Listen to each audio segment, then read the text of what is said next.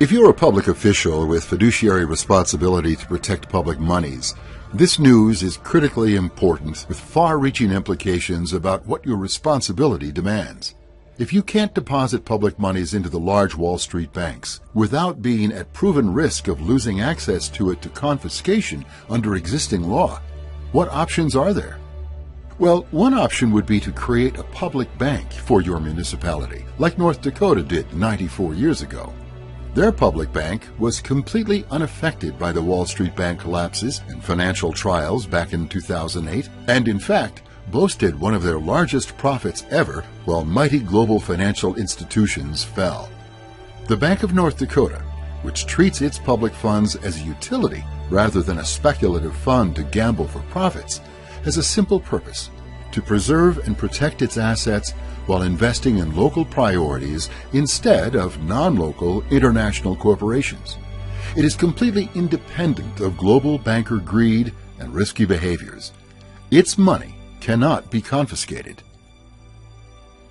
We're making the argument that the biggest banks on Wall Street really aren't safe, that they've got so much exposure in derivatives and who knows what else. They're in danger of going down and taking depositors with them. We think money is much safer closer to home. It's also more productively used. All the money Philadelphia has on deposit, let's say Wells Fargo, that money's not being put to work in Philadelphia. Let's put the money locally where it can be put to use in Philadelphia. Public officials need to be clear about this risk.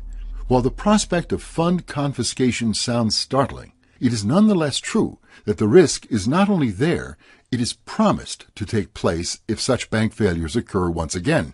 And you're probably aware that such failures are expected by many, if not most, financial observers. This is your moment, a time to step up to the plate, look around at the environment and the financial players pitted against you, and to act prudently in the interests of your community. The era of blind trust in the institutions of global finance is over. Public fiscal officers and citizens alike would be well served to learn more about how to create a local public bank and what it might look like to have a new financial engine that provides for community growth, fund security, and increased local investment. There is now an urgent choice to be made at every municipal level. Either leave your public money in the hands of proven gamblers with the promise that it will be confiscated when more bad deals go down, or take a bold, innovative step to empower and safeguard community funds by adopting the proven public bank alternative. So consider yourself warned. Money is not safe in the big banks. The MF Global losses, the Cyprus confiscations, the legal precedents of the Sentinel case, the FDIC Bank of England joint paper, the plan for confiscations in Canada, New Zealand, and the European Union should all be sending red flags. Personal accounts, municipal money, county money, university money deposited in the big banks is all at risk. The plans for confiscation have been developed. They have been approved, and they are awaiting the next crisis.